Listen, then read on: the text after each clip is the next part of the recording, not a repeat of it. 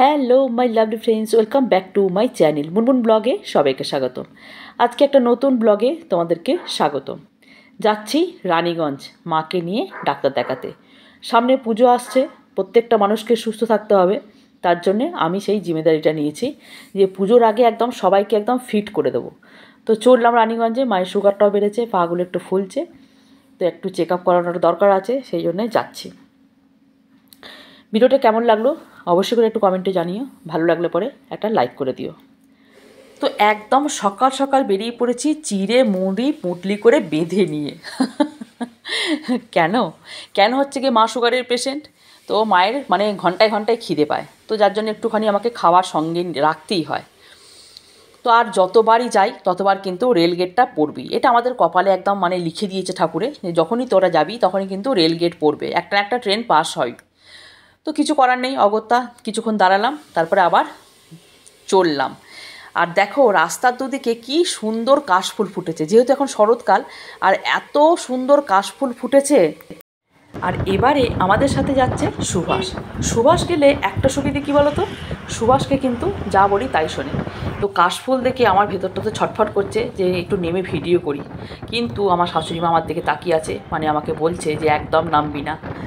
তো সুভাষকে বললাম ঠিক আছে চল, আসার সময় একটু পারলে আমরা একটু ভিডিও করবো এই কাশবনেতে, যেহেতু সামনে পুজো আসছে, তো একটু ভিডিও করতে খুব ইচ্ছে করছে। গুনগুন করে গান গাইতে গাইতে একদম পৌঁছে গেছি গন্তব্যস্থলে।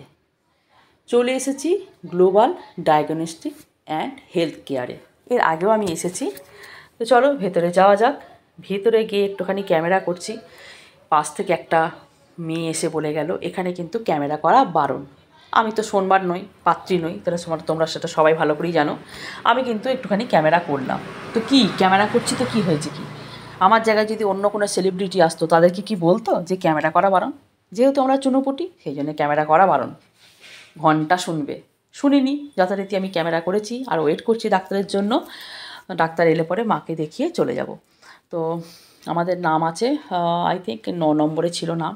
তো অনেকেই আসেনি, যদি কপাল ভালো থাকে তাহলে আমি আগে আমাদের দেখানো হয়ে যাবে। তোমরা হয়তো অনেকেই বলবে যে এত দূরে কেন ডাক্তার দেখাতে এসেছো, ওখানে কি ডাক্তার নেই? হ্যাঁ আছে, কিন্তু এই ডাক্তারটাকে মা এর আগেও দেখিয়েছে আর ভীষণই ভালো ডাক্তার। তো এই ওষুধগুলো কিন্তু মায়ের খুব শ্যুট করে, সে যার জন্যই আমাদেরকে আর কি রানীগঞ্জে আসা। তো ডাক্তার দেখানো হয়ে গেছে, এরপর যাব বাড়ি। তো চলো বাড়ি যাওয়া যাক, একটু খাবো, খিদেও পেয়েছে, একটু খেয়ে নিয়ে তারপরে আমরা গাড়িতে উঠবো। তো একটুখানি খাওয়া দাওয়া করে নিয়েছি, গাড়িতে উঠে পড়েছি। এবার মাকে বললাম মা একটু ভিডিও করি, তো মা বললে প্রচণ্ড রোদ হয়ে গেছে, ভাদ্র মাসে রোদ মাথায় লাগলে পরে শরীর খারাপ হবে, পুজোর সময় শরীর খারাপে পড়বি, এখন করিস না, পরে আবার করবি যখন আসবি। অগত্যা শুনতেই হলো, আর সত্যি করেই খুব টায়ার্ডও হয়ে গেছিলাম। তো মনের দুঃখে বাড়ি যেতে হচ্ছে, ভিডিও করতে পারলাম না, মুখটা দেখে বুঝতেই পারছো একটা বিষণ্ণ ভাব।